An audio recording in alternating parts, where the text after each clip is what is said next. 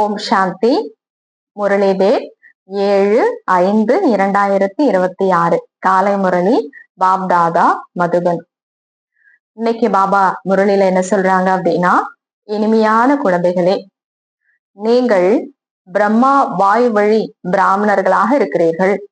பிரம்மாவனுடைய வாயின் மூலமாக பிறந்தவர்களாக இருக்கிறோம். உங்களுக்கு தான் தந்தையின் மூலம் ஞானத்தின் 3ஆம் கண் கிடைத்துள்ளது. நீங்கள் இப்பொழுது ஈஸ்வரிய மடியில் பாதுகாப்பில் இருக்கிறீர்கள். கேள்வி: வேற எந்த தர்மமும் இருக்காத, பிளவுபடாத, அதாவது அத்வைத ராஜ்யத்தை ஸ்தாபனை செய்வதற்கான ஆதாரம் என்ன?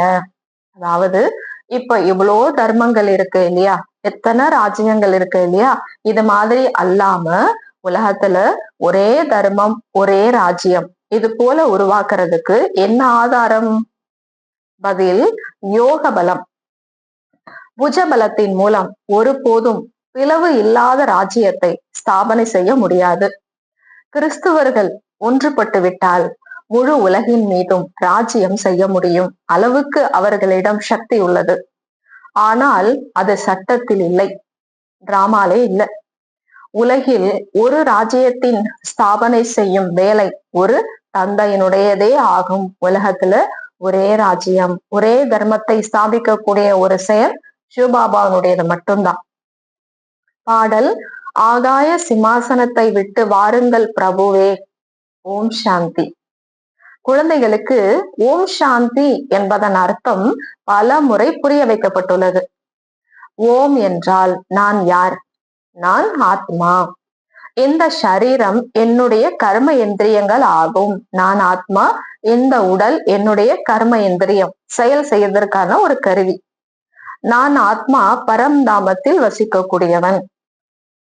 ஓ தூர தேசத்தில் வசிப்பவரே வாருங்கள் என பாரதவாசிகள் கூக்குரலிடுகின்றனர். ஏனென்றால் பாரதத்தில் தர்மத்திற்கு நிந்தனையும் துக்கமும் ஏற்பட்டுள்ளது. நீங்கள் மீண்டும் வந்து கீதையின் உபதேசத்தை செய்யுங்கள்.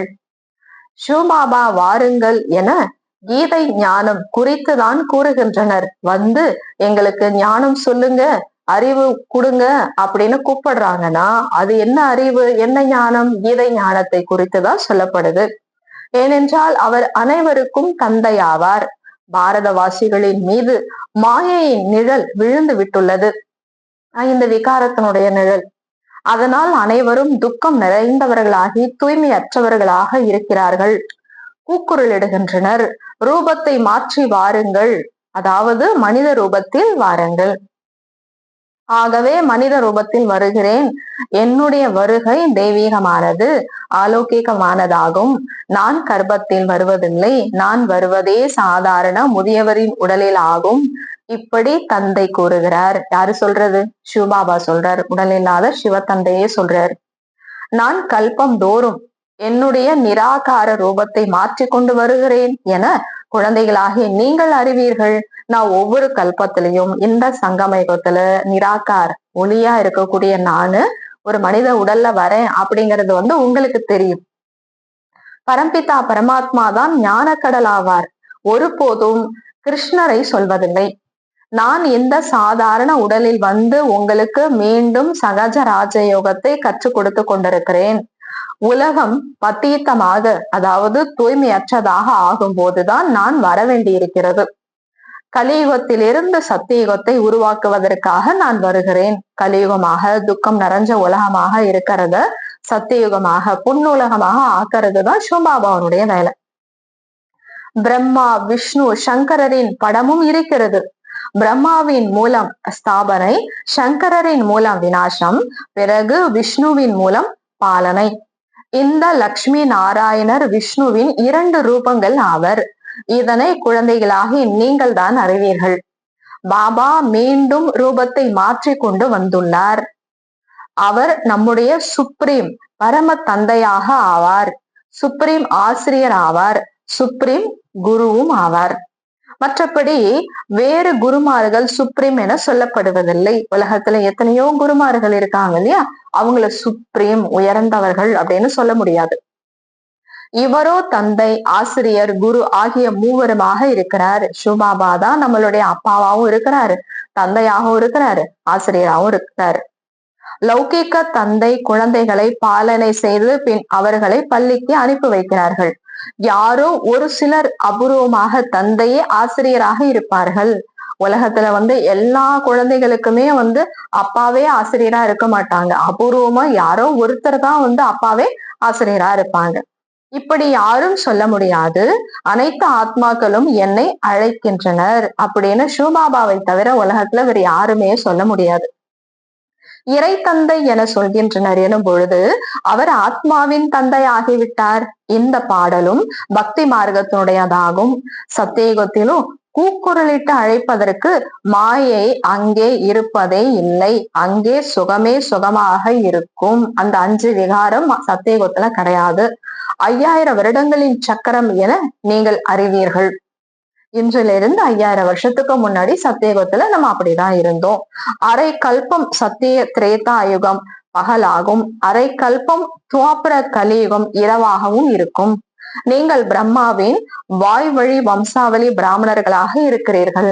சிவபாபா பிரம்மா உடல்ல இறங்கி அவருடைய வாயின் மூலமாக நமக்கு ஞானம் கொடுத்திருக்கிறாரு இல்லையா? அதனால நம்ம எல்லாருமே பிராமணர்கள், பிரம்மா வாயின் மூலமாக பிறந்தவர்கள். பிரம்மாவின் அல்லது பிராமணர்களாகிய உங்களுடையதுதான் இரவு பகல் என பாடப்படுகிறது. முழு சக்கரத்திலையும் நம்ம தானே வரோம். அதனால பிரம்மாவனுடைய இரவு இல்ல பிராமணர்களுடைய இரவு பகல் அப்படின்னு கூட சொல்லலாம். பகல் மற்றும் இரவின் ஞானம் கூட குழந்தைகளாகிய உங்களுக்கு தான் உள்ளது. லட்சுமி நாராயணருக்கு எந்த ஞானம் இல்லை. இப்போது நீங்கள் சங்கமத்தில் இருக்கிறீர்கள். இப்போது பக்தி மார்க்கம் முடிந்து பகல் உதயமாகிறது. இந்த ஞானம் இப்போது உங்களுக்கு தந்தை மூலம் கிடைத்துள்ளது. சிவபாபா நமக்கு கொடுத்துட்டு இருக்கிறாரு. கலியுகத்திலோ அல்லது சத்திய யுகத்திலோ இந்த ஞானம் யாரிடமும் இருக்காது. சங்கம யுகத்துக்கு வரும் பொழுதுதான், பிறப்பு எடுக்கும் பொழுதுதான் இந்த ஞானம் நமக்கு கிடைக்குது. ஆகையால் பிரம்மாவின் பகல், பிரம்மாவின் இரவு என பாடப்படுகிறது. நீங்கள் இப்பொழுது சூரிய சந்திர வம்சத்தின் ராஜ்யத்தை அடைய முயற்சி செய்து கொண்டிருக்கிறீர்கள். பின் அரை கல்பத்திற்கு பிறகு ராஜ்யத்தை இழக்கின்றீர்கள். இந்த ஞானம் பிராமணர்களாகிய உங்களை தவிர வேறு யாருக்கும் கிடையாது. நீங்கள் தேவதைகள் ஆகிவிடுவீர்கள். பிறகு இந்த ஞானம் இருக்காது. இப்ப நீங்க இதே ஆத்மாதான் இந்த ஞானத்தை கேட்டுட்டு இருக்கீங்க. இதே ஆத்மா நீங்க அடுத்த பிறவியில வேற உடல்ல, அதாவது தேவதை உடல்ல இருப்பீங்க. அப்ப இந்த ஞானம் உங்களுக்கு இருக்காது. இப்போது இரவாக இருக்கிறது. சிவராத்திரியும் பாடப்படுகிறது. கிருஷ்ணருடையதையும் ராத்திரி என்கின்றனர். சொல்றாங்க இல்லையா, கிருஷ்ணரும் இரவுலதான் பிறந்தாரு. ஆனால் அதனுடைய அர்த்தத்தை புரிந்து கொள்வதில்லை. சிவனின் ஜெயந்தி, அதாவது சிவனின் அவதாரம் ஏற்படுகிறது. இப்படிப்பட்ட தந்தையின் அவதார நாளை, சிவ ஜெயந்தியை குறைத்து 1 மாதமாவது கொண்டாட வேண்டும்ங்கிறார். இப்படிப்பட்ட அப்பா இல்லையா உலகத்தையே என்ன பண்றாரு, புதுசாக்குறாரு, தூய்மையாக்குறாரு. அவ்வளோ சர்வ சக்திவான் அவருடைய பிறந்த நாளை குறைஞ்சது 1 மாசமாவது நம்ம கொண்டாடணும். யாரு முழு சிருஷ்டியை தூய்மையற்ற நிலையிலிருந்து தூய்மையாக்குகிறாரோ அவருடைய நினைவாக விடுமுறை கூட கொடுப்பதில்லை. நான் அனைவரையும் விடுவிக்கிறேன், வழிகாட்டியாகி அனைவரையும் அழைத்து செல்கிறேன் என தந்தை சொல்கிறார். சிவபாபா தான் உலகத்துல இருக்கக்கூடிய எல்லாரையும் விடுவிக்கிறார். வழிகாட்டியா மாறி வீட்டுக்கு கூட்டிட்டு போறார். இப்பொழுது நீங்கள் ராஜயோகம் கற்பதற்கான முயற்சி செய்கிறீர்கள். ராஜயோகம் அப்படின்னா என்ன? சிவபாபாவை நினைக்கிறது, நம்மளை ஒரு ஆத்மான்னு புரிஞ்சுட்டு அவரை நினைக்கிறது. அந்த முயற்சியை தான் இப்ப நம்ம செய்துட்டு இருக்கோம். இதன் மூலமா உடலும் ஆரோக்கியமாகுது, நம்மளுடைய மனதும் ஆரோக்கியமாயிடுது, செல்வமும் நிறைந்ததாக மாறிடுது. தந்தை உங்களுக்கு ஞானத்தின் 3ஆம் கண்ணை கொடுத்து கொண்டிருக்கிறார். ஆத்மாவின் ரூபம் என்ன என்பது கூட யாருக்குமே தெரியாது. 3வது கண் அப்படின்னா நீங்க ஒரு ஆத்மா, அதுதான் ஞானக்கண், அறிவு கண் அப்படின்னு சொல்றாங்க. இவ்வளவு நாளா உயிர் உடல்ல இருக்குன்னு தெரியும், அந்த உயிர் தான் நாம் தான் அப்படின்னு யாருக்குமே தெரியாது இல்லையா? பாபா நமக்கு இப்ப அதை உணர வச்சிருக்கிறாரு. ஆத்மாவின் ரூபம் என்ன என்பது கூட யாருக்குமே தெரியாது. ஆத்மாக்களாகி நீங்கள் கட்டை விரல் அளவும் கிடையாது, அகண்ட ஜோதியும் அல்ல என தந்தை சொல்கிறார். நம்மளுடைய அறிமுகத்தை அவர் சொல்றாரு, நீங்க ஒரு கட்ட விரல்லாம் கிடையாது, பெரிய ஜோதியும் கிடையாது, நீங்கள் புள்ளி வடிவமாக நட்சத்திரமாக இருக்கிறீர்கள். ஆனால் நானும் ஆத்மா புள்ளி வடிவில் இருக்கிறேன். நீ எப்படி ஒரு புள்ளியா இருக்கீங்களோ அது போல நானும் ஒரு புள்ளியா தான் இருக்கேன். ஆனால் நான் மறுபிறவியில் வருவதில்லை. நீங்க ஒரு உடலை விட்டு இன்னொரு உடலை எடுக்கிறீங்க. ஆனா நான் அந்த மாதிரி ஒரு உடலை விட்டு இன்னொரு உடல் மறுபிறவியெல்லாம் வரல. என்னுடைய மகிமையே தனிப்பட்டதாகும். நான் சுப்ரீமாக, அதாவது நிராகாரமாக இருப்பதால் பிறப்பு இறப்பின் சக்கரத்தில் வருவதில்லை. ஆத்மாக்களாக நீங்கள் சரீரத்தில் வருகிறீர்கள். அப்போது 84 பிறவிகள் எடுக்கிறீர்கள். நான் இந்த சரீரத்தில் பிரம்மாவின் சரீரத்தில் பிரவேசம் செய்கிறேன். இதனை கடனாக எடுத்துள்ளேன். நீங்களும் ஆத்மாக்கள் என தந்தை புரிய வைக்கிறார். ஆனால் நீங்கள் தம்மை ஆத்மா என புரிந்து கொள்வதில்லை. ஆத்மாதான் தந்தையை நினைவு செய்கிறது. துக்கத்தில் எப்போதும் நினைவு செய்கின்றனர். பக்தியில கூட ஏ கடவுளே அப்படின்னு நினைச்சது யாரு? நம்ம ஆத்மாதான் நினைச்சோம். ஆனா நமக்கு தெரியல. ஓ பகவானே, ஓ இரக்க மனமுடைய பாபா, இரக்கம் காட்டுங்கள். இரக்கத்தை வேண்டுகிறார்கள். ஏனென்றால் அந்த தந்தையே ஞானம் நிறைந்தவர், ஆனந்தம் நிறைந்தவர், தூய்மை நிறைந்தவர் ஆவார். ஞானத்திலும் நிறைந்தவராக இருக்கிறார். ஞான கடல் ஆவார். மனிதர்களுக்கு இந்த மகிமையை கொடுக்க முடியாது. முழு உலகின் மீதும் ஆசீர்வாதம் செய்வது தந்தையின் காரியமே ஆகும். ஒருத்தரை தவிர வேற யாருமே கிடையாது. அவங்க எவ்வளோ பெரிய ரிஷி முனிகளா இருக்கலாம், உலக ஃபேமஸா கூட இருக்கலாம். அவர்களால இந்த உலகத்துல அமைதியை கொண்டு வர முடியாது. ஞானக்கடல் அப்படின்னா சொல்ல முடியாதுங்கிறார். அவர் படைப்பவர், மற்றவர்கள் படைப்பு ஆவர். படைப்பவர் படைப்பை படைக்கிறார். முதலில் மனைவியை தத்தெடுக்கிறார். பிறகு அவர் மூலம் படைப்பை படைக்கிறார். பின் அவர்களின் பாலனையும் செய்கிறார். வினாசம் செய்வதில்லை. இந்த எல்லைக்கு அப்பாற்பட்ட தந்தை ஸ்தாபனை, பாலனை, வினாசத்தை செய்விக்கிறார். ஆதி சனாதனா தேவி தேவதா தர்மத்தின் பாலனை செய்விக்கிறார். சத்தியுகத்தின் தொடக்கத்தில் சட்டென ராஜ்யத்தின் ஸ்தாபனை ஆகிவிடுகிறது. ரொம்பலாம் காலம், வருடங்கள் அப்படியெல்லாம் பிடிக்காது.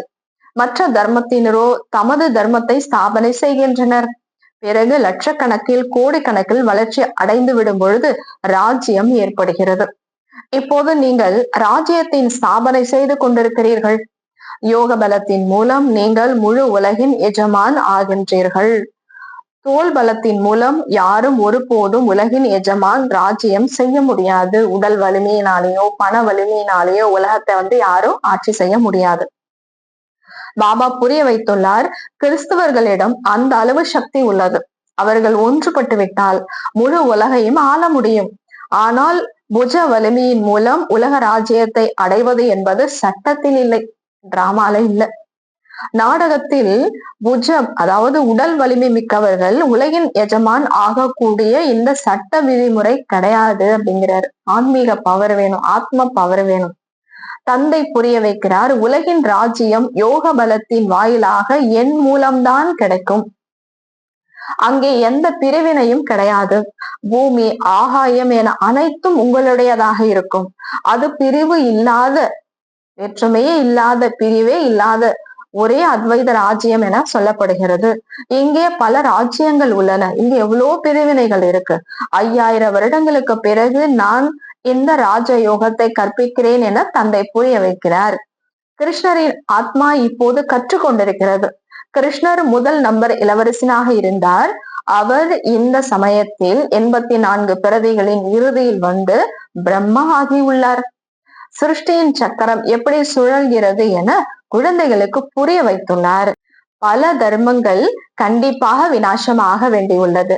ஒரு தர்மத்தின் ஸ்தாபனை ஆகிவிடும். பாரதம் தான் 100% செல்வம் நிறைந்ததாக, தர்மத்தில் உயர்ந்ததாக இருந்தது. தேவதைகளின் கர்மங்களும் உயர்வானதாக இருந்தன. அவர்களின் மகிமையாக தான் அனைத்து குணங்களிலும் நிறைந்தவர்கள் என பாடப்பட்டுள்ளது. முதலிலே தூய்மையாக இருந்தனர். தேவதை நம்ம தான் முதல்ல தூய்மையான ஆத்மாவா இருந்தோம். இப்போது தூய்மை அற்றவராக ஆகியுள்ளனர். பிறகு தந்தை கணவன், மனைவி இருவரையும் தூய்மையாக்குகிறார். உலகத்துல ஒரு கணவன் இருக்கிறாரு, ஒரு ஆண் இருக்கிறாங்க அப்படின்னா தூய்மையா இருக்கிறதுக்காக அவர்கள் மட்டும்தான் என்ன பண்றாங்க, காடு மேடெல்லாம் வீடு வாசல் எல்லாம் விட்டுட்டு காட்டுக்கு போறாங்க. ஆனா இங்க தந்தை சிவபாபா 2 பேரையுமே என்ன பண்றாரு, தூய்மையாக்குறார். ரக்ஷாபந்தன், ராக்கி பண்டிகையை ஏன் இவ்வளவு விமர்சையாக கொண்டாடுகின்றனர் என்பது யாருக்குமே தெரியாது. தந்தைதான் இந்த இறுதி பிறவியில் நீங்கள் இருசாரரும் ஆண் பெண் இருவரும் தூய்மையாக இருங்கள் என வாக்குறுதி வாங்கினார். அதனுடைய நினைவாக தான் இப்ப நம்ம ரக்ஷாபந்தன் கொண்டாடுறோம். சன்னியாசிகளின் தர்மமே தனியானதாகும். ஞானம், பக்தி மற்றும் வைராக்கியம் இது உங்களுக்காகவே ஆகும். நீங்கள் கவனித்திருக்கலாம், கிறிஸ்துவ பாதிரியர்கள் நடக்கும்போது கண்கள் ஒரே பக்கமாக பார்த்தபடி இருக்கும், வேறு எங்கும் பார்ப்பதில்லை. கன்னியாஸ்திரிகள் இருப்பார்கள் அல்லவா, அவர்கள் கிறிஸ்துவை நினைவு செய்கின்றனர். கிறிஸ்து இறைவனின் குழந்தை என சொல்கின்றனர். வெள்ளை ஆடை உடுத்தியவருடன் உங்களுக்கு எந்த தொடர்பும் இல்லை. நீங்களும் ஆத்மாக்கள், ஒருவரை தவிர வேறு யாரும் இல்லை. ஒருவரை தான் நினைவு செய்ய வேண்டும். உண்மையான கன்னியாஸ்திரிகள் நீங்கள் தான் ஆவீர்கள். உங்களுக்கு ஆஸ்தி அந்த பாபாவிடமிருந்து கிடைக்க வேண்டும். யாரு? சிவபாபா கிட்ட இருந்து. அவரை நினைவு செய்தீர்கள் என்றால் அப்போதுதான் பாவக்கர்மங்கள் அழியும். ஆகையால் தந்தையின் கட்டளை என்னை மட்டும் நினைவு செய்யுங்கள். ஆத்மா பற்றிய நிச்சயம் இல்லாததால் கன்னியாஸ்திரிகள் பிறகு கிறிஸ்துவை நினைவு செய்கின்றனர். இறைவன் யார் என்பது தெரியாது. முதலாக வரக்கூடிய பாரதவாசிகளுக்கே தெரியாது, தேவதைகளுக்கே தெரியல. லட்சுமி நாராயணருக்கு இந்த சிருஷ்டியின் ஞானம் இல்லை. அவர்கள் திரிகாலதர்சிகளும் அல்ல. பிராமணர்களாகிய நீங்கள் தான் திரிகாலதர்சிகளாக ஆகிறீர்கள். சோழிகளாய் இருந்த உங்களை மாற்றி தந்தை வைரத்தை போல ஆக்குகிறார். இப்பொழுது நீங்கள் ஈஸ்வரிய மடியில் இருக்கிறீர்கள். உங்களுடைய இந்த கடைசி பிறவி மிகவும் மதிப்பு மிக்கதாகும். குறிப்பாக பாரதத்திற்கும் பொதுவாக முழு உலகிற்கும் நீங்கள் ஆன்மீக சேவை செய்கின்றீர்கள். மற்றபடி அவர்கள் ஸ்தூலமான சமூக சேவகர்கள், நீங்கள் ஆன்மீக சேவகர்கள். உங்களுக்கு கற்றுத் தருபவர் பரம ஆத்மா ஆவார், சுப்ரீம் சோல். தந்தையை நினைவு செய்யுங்கள் என அனைத்து ஆத்மாக்களுக்கும் கூறுங்கள். தந்தைதான் பத்தீத்த பாவனர், ஏன்னா அவருதான் எல்லா ஆத்மாக்களுக்கும் அப்பாவா இருக்கிறாரு இல்லையா. தன்னுடைய அப்பாவை நினைக்க சொல்லி நம்மளுடைய சகோதர ஆத்மாக்களுக்கு போய் நம்ம சொல்லணுங்கிறார். தந்தைதான் பத்தீத்த பாவனர், அதாவது தூய்மை இல்லாதவர்களை தூய்மை ஆக்குபவர் என பாடப்படுகிறது. நீங்கள் கீழே இறங்குவதற்கு 84 பிறவிகள் பிடிக்கின்றன. ஏறுவதற்கு 1 வினாடி பிடிக்கிறது. உங்களுடையது இந்த மரண லோகத்தின் கடைசி பிறவி ஆகும். நம்மளுடையது இந்த உடல்ல இப்பவே இது கடைசி பிறவி. மரண லோகம் ஒழிக, அமரலோகம் வாழ்க என ஆக உள்ளது. இப்பொழுது இது அமர கதை எனப்படுகிறது. அமரரான பாபா அமர ஆத்மாக்களான உங்களை அமர யுகத்திற்கு அழைத்து செல்வதற்காக அமர கதை சொல்கிறார்.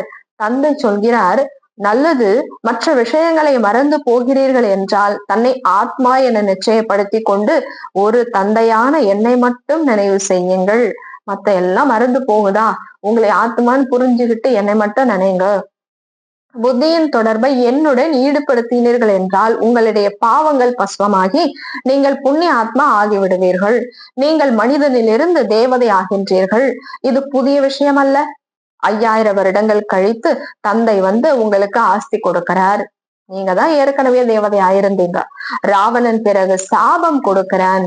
இது விளையாட்டாகும். இந்த டிராமாவே ஒரு விளையாட்டு. பாரதத்தின் கதைதான் ஆகும். இந்த விஷயங்களை தந்தை தான் புரிய வைக்கிறார். எந்த வேத சாஸ்திரங்களிலும் இந்த விஷயம் கிடையாது. ஆகையால் இறை தந்தைதான் ஞானம் நிறைந்தவர், அமைதி நிறைந்தவர், ஆனந்தம் நிறைந்தவர் என சொல்லப்படுகிறார். உங்களையும் தனக்கு சமமாக ஆக்குகிறார். நீங்களும் பூஜைக்குரியவர்களாக இருந்தீர்கள், பிறகு பூஜாரி ஆகின்றீர்கள். நீங்களே பூஜைக்குரியவர்கள், நீங்களே பூஜாரிகள். இது பகவானை குறிப்பதல்ல, பாரதவாசிகளாகிய உங்களுடைய விஷயமாகும். நீங்கள் முதலில் ஒரு சிவன் மீது மட்டுமே பக்தி செய்து கொண்டிருந்தீர்கள். கலப்படம் இல்லாத பக்தி செய்தீர்கள். பிறகு தேவதைகளின் பூஜை செய்ய தொடங்கினீர்கள். அதுக்கப்புறம் முதல்ல பூஜை கூட எப்படி பண்ணோம்? தந்தையினுடைய நினைவு சின்னத்தை வச்சு பூஜை செஞ்சோம். அதுக்கப்புறம் நம்மளையே நாம பூஜை செய்ய ஆரம்பிச்சிட்டோம். பிறகு கீழே இறங்கியபடி வந்தீர்கள். இப்போது மீண்டும் நீங்கள் தேவதைகளாக ஆகி கொண்டிருக்கிறீர்கள். குறைவாக ராஜ்யத்தில் வருவார்கள். அளவற்ற பிரஜைகள் உருவாகுவார்கள். ஒரு மகாராஜாவுக்கு லட்சக்கணக்கில் கோடிக்கணக்கில் பிரஜைகள் இருப்பார்கள். நீங்கள் முயற்சி செய்வதை கல்பத்தின் முன் போல மாலையில் வருபவர்கள் யார் யார் என்பது முயற்சியிலிருந்தே தெரிந்துவிடும். பிரஜைகளிலும் சிலர் ஏழைகளாகவும் சிலர் செல்வந்தர்களாகவும் ஆவார்கள். பக்தி மார்க்கத்தில் ஈஸ்வரனின் பெயரால் தானம் செய்கின்றனர். ஈஸ்வரனிடம் செல்வம் இல்லையா என்ன, அல்லது கிருஷ்ணார்ப்பணம் என சொல்கின்றனர். ஆனால் உண்மையில் ஈஸ்வரார்ப்பணம் மனிதர்கள் செய்வதற்கான பலன் அடுத்த பிறவியில் கிடைக்கிறது. ஈஸ்வரனுக்காக அப்படின்னு நம்ம தானம் செய்யறோம்னா அவர்கிட்ட பணம் இல்லையா, இல்லையா? அவர் பேரை சொல்லி நம்ம யாருக்கோ தர்மம் செய்யறோம், அதற்கான பலன் யாருக்கு வந்து சேருது? திரும்ப நமக்கு தான் வருது. அவர் சொல்றாரு, மனிதர்கள் செய்வதற்கான பலன் அடுத்த பிறவியில் கிடைக்கிறது, ஒரு பிறவிக்கு கிடைக்கிறது. இப்போது தந்தை சொல்கிறார், நான் உங்களுக்கு 21 பிறவிகளின் ஆசையை கொடுப்பதற்காக வருகிறேன். என் பெயரால் நேரடியாக நீங்கள் எது செய்தாலும் 21 பிறவிகளுக்கு அதற்கான பிராப்தி கிடைத்துவிடும். மறைமுகமாக செய்தால் அதனுடைய பலன் ஒரு பிறவிக்கு, அதாவது தெரியாம நம்ம இவ்வளவு நாள் அப்படித்தானே செஞ்சுட்டு வந்தோம், அதற்கான பலன் ஒரு பிறவிக்கு. அல்ப காலத்தின் சுகம் கிடைத்துவிடும். உங்களுடைய இவை அனைத்தும் மண்ணோடு மண்ணாக போகிறது. உங்ககிட்ட இருக்கிறது எல்லாமே இப்ப என்ன ஆக போகுது? மண்ணோடு மண்ணா அழியதான் போகுது. ஆகையால் உள்ளதை நல்ல பயனுள்ளதாக ஆக்கி கொள்ளுங்கள் என்று தந்தை புரிய வைக்கிறார். அப்ப அழியக்கூடியத உங்ககிட்ட இருக்கிறத வீணாக்காதீங்கிறார். உள்ளதை என்ன பண்ண சொல்றாரு? பயனுள்ளதா ஆக்கிக்கோங்க. நீங்கள் இந்த ஆன்மீக மருத்துவமனை மற்றும் பல்கலைக்கழகத்தை திறந்தபடி செல்லுங்கள். நிறைய பாபாவனுடைய சென்டர் கிளைய நிலையத்தை உருவாக்குங்க அப்படிங்கிறார். இங்கிருந்த அனைவரும் எப்போதும் ஆரோக்கியம் மிக்கவராகவும் செல்வம் மிக்கவராகவும் ஆவார்கள். இங்க ஒரு நாள் ஞானத்தை அவங்க அடைஞ்சிட்டு போனாலுமே என்ன பண்ணுவாங்க? அவங்க சத்தியுகத்துக்கு வருவாங்க, செல்வம் நிறைந்தவர்களா ஆரோக்கியம் நிறைஞ்சவங்களா மாறிடுவாங்க. இதன் மூலம் நிறைய வருமானம் ஏற்படும், அவர்களுக்கும் ஏற்படும். செய்யக்கூடிய பாபா சொல்லி இருக்கிறாரு, உங்ககிட்ட இருக்கிறத வச்சு சென்டர் தரங்க அப்படின்னு. அப்படி திறக்கும் போது திறக்கக்கூடிய நமக்கும் வருமானம், கேட்கக்கூடியவங்களுக்கும் வருமானம். நினைவின் மூலம் ஆரோக்கியம் மற்றும் சக்கரத்தை அறிவதன் மூலம் செல்வம் கிடைக்கும். ஆகவே வீடுகள் தோறும் இப்படிப்பட்ட பல்கலைக்கழகம் மற்றும் மருத்துவமனையை திறந்தபடி இருங்கள். பெரிய மனிதராக இருந்தால் பெரியதாக தொடங்குங்கள். உங்ககிட்ட நிறைய பணம் இருக்குது அப்படின்னா பெரிய சென்டர் தரங்க, அங்கே நிறைய பேர் வர முடியும். பெயர் பலகையில் எழுதி வையுங்கள். இயற்கை வைத்தியம் செய்பவர்கள் எழுதி போடுவது போல தந்தை முழு உலகின் இயற்கையை தூய்மை மாற்றி விடுவார் அப்படின்னு எழுதி போடுங்கிறார். எப்படி இயற்கை வைத்தியர்கள் சித்தா அந்த மாதிரிலாம் வச்சிருக்காங்கன்னா போர்டு வைக்கிறாங்க இல்லையா, அது போல நம்ம எழுதணுமா. தந்தை முழு உலகின் இயற்கையை மாற்றி தூய்மைப்படுத்தி விடுகிறார். இந்த சமயம் அனைவரும் தூய்மையற்றவராக உள்ளனர். முழு உலகையும் எப்போதும் ஆரோக்கியம் மிக்கவராகவும் செல்வம் மிக்கவராகவும் ஆக்குபவர் தந்தைதான். அவர் இப்பொழுது குழந்தைகளாகி உங்களை படிப்பித்துக் கொண்டிருக்கிறாரு, நமக்கு படிப்பு சொல்லி கொடுத்துட்டு இருக்கிறாரு. நீங்கள் மிகவும் இனிமையான குழந்தைகள். நல்லது, இனிமையிலும் இனிமையான காணாமல் போய் கண்டெடுக்கப்பட்ட செல்ல குழந்தைகளுக்கு தாயும் தந்தையுமான பாப்தாதாவின் அன்பு நினைவுகளும் காலை வணக்கமும். ஆன்மீக குழந்தைகளுக்கு ஆன்மீக தந்தையின் நமஸ்காரம். ஆன்மீக தந்தைக்கு ஆன்மீக குழந்தைகளின் நமஸ்காரம். நன்றி பாபா, தேங்க்ஸ் பாபா. தாரணைக்கான முக்கிய சாரம். நடைமுறை செய்வதற்காக முரளியிலிருந்து முக்கியமான 2 பாயிண்ட்ஸ். முதலாவது பாயிண்ட், தனது இந்த மதிப்புமிக்க வாழ்க்கையை ஆன்மீக சேவையில் ஈடுபடுத்த வேண்டும். குறிப்பாக பாரதம், பொதுவாக முழு உலகிற்கும் சேவை செய்ய வேண்டும். 2வது பாயிண்ட், தனது அனைத்தையும் நற்பலனுள்ளதாக ஆக்கிக் கொள்வதற்காக, நம்ம கிட்ட இருக்கக்கூடிய எல்லாத்தையும் நல்ல பலனுள்ளதாக ஆக்கிக் கொள்வதற்காக நேரடியாக ஈஸ்வரனுக்கு அர்ப்பணம் செய்ய வேண்டும். ஆன்மீக மருத்துவமனை மற்றும் பல்கலைக்கழகத்தை திறக்க வேண்டும். வரதானம், ஒரே சீரான மனோநிலையின் ஏக்கரஸ் நிலையின் மூலமாக கர்ம எந்திரியங்களுக்கு அப்பாற்பட்ட சுகத்தை அனுபவம் செய்யக்கூடிய அனைத்து ஈர்ப்புகளிலிருந்தும் விடுபட்டவர் ஆகுக. ஒரே சீரான மனோநிலையின், அதாவது ஏக்கரஸ் நிலையின் மூலமாக கர்ம எந்திரியங்களுக்கு அப்பாற்பட்ட சுகத்தை, அதீந்திரிய சுகத்தை அனுபவம் செய்யக்கூடிய அனைத்து ஈர்ப்புகளிலிருந்தும் விடுபட்டவர் ஆகுக. விளக்கம், எப்போது கர்ம எந்திரியங்களின் ஈர்ப்பு மற்றும் உறவுகளின் ஈர்ப்பிலிருந்து விடுபடுகின்றீர்களோ அப்போதுதான் கர்ம எந்திரியங்களுக்கு அப்பாற்பட்ட சுகத்தை அனுபவிக்க முடியும். ஏதேனும் ஒரு கர்ம எந்திரியங்களுக்கு வசப்படும் போது அதனால் ஏற்படும் பல்வேறு விதமான ஈர்ப்புகள் அந்த மேலான சுகத்தையும், அதாவது அதீந்திரிய சுகத்தையும் மகிழ்ச்சியையும் அடைவதில் தடைகளை போடுகிறது. ஆனால் எப்போது புத்தி அனைத்து ஈர்ப்புகளில் இருந்து விடுபட்டு ஒரே இடத்தில் நிலை பெறுகிறதோ அப்போது அலைப்பாயுதல் நின்று விடுகிறது. அப்போது ஏக்கரஸ் ஒரே சீரான நிலை உருவாகுதல், கர்ம எந்திரியங்களுக்கு அப்பாற்பட்ட பேரின்பத்தின் அனுபவம் ஏற்படுகிறது. ஸ்லோகன்: உங்கள் புத்தியின் தொடர்பை எப்போதும் தெளிவாக வைத்திருங்கள். அப்போது மற்றவர்களின் மனதில் உள்ள எண்ணங்களை உங்களால் அறிந்து கொள்ள முடியும். உங்கள் புத்தியின் தொடர்பை எப்பொழுதும் தெளிவாக வைத்திருங்கள். அப்போது மற்றவர்களின் மனதில் உள்ள எண்ணங்களை உங்களால் அறிந்து கொள்ள முடியும். அவங்களுக்கு என்ன தேவையோ அதை நீங்க செய்ய முடியும். நல்லது. ஓம் சாந்தி.